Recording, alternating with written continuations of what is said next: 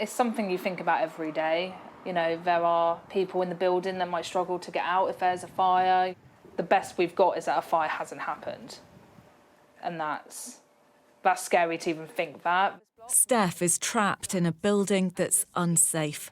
They've found issues with all the panels above the windows, so spandrel and infill panels that need to be replaced. She bought this flat in Bristol unaware of the risks, before more stringent checks brought in after the Grenfell fire revealed the issues here.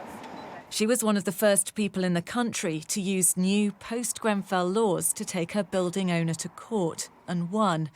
But the owner failed to show up at court, hasn't replied to the many efforts by residents to contact them since, and the deadline set by the judge to complete the work has now passed, yet nothing has been done.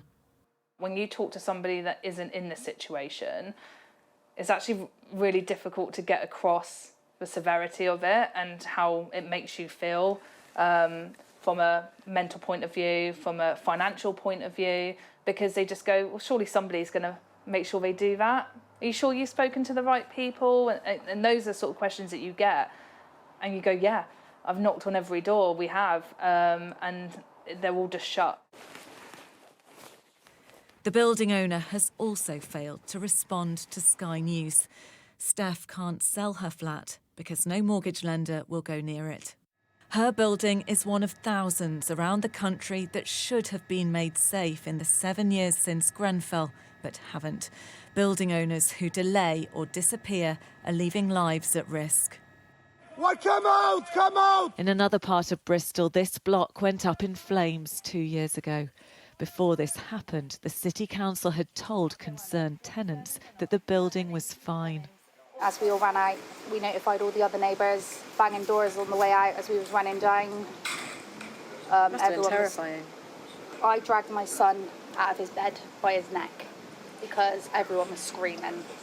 As we ran downstairs and we were stood down in this corner and we was watching the building burn, basically, not knowing if we were going to have a home. The council has now recently changed the cladding and identified other blocks that need doing too. But in Birmingham, Jim's story is a warning that even when cladding has been replaced, not all risk is removed. He owns a flat in a building where the owner has done the work required by government.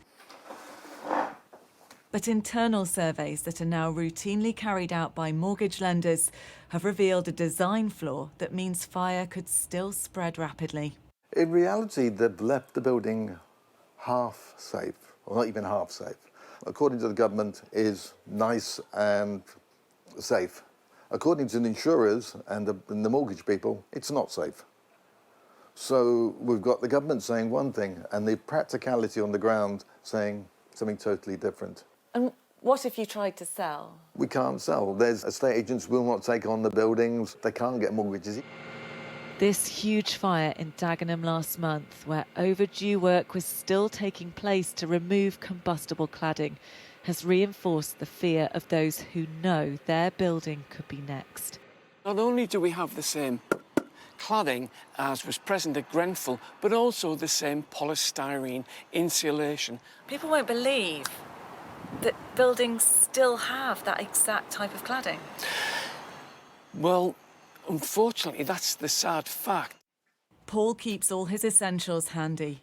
So this is what we keep beside the bed: the wallet with the passport, some cash, driving licence, car keys, house keys, mobile phone. In case you need to run. In case we need to run at a moment's notice.